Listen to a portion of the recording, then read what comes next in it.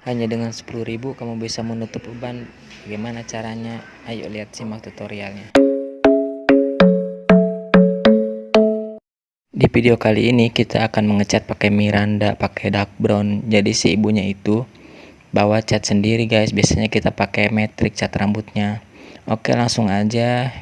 Tapi sebelumnya saya ingatkan yang belum subscribe, di subscribe dulu.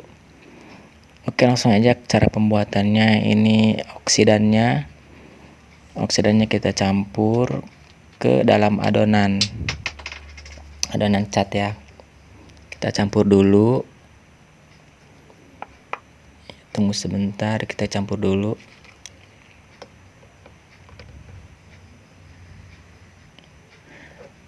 Dan kemudian kita aduk-aduk guys sampai rata adonannya. Adonannya diaduk-aduk hingga merata ya.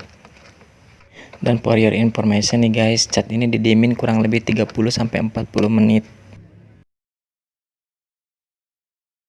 Ini prosesnya guys, setelah lagi proses pengecatan, kita diemin 30 menit. Dan ini hasilnya.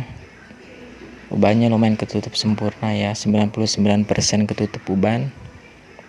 Terima kasih yang sudah nonton, jangan lupa subscribe. Sampai ketemu di video selanjutnya.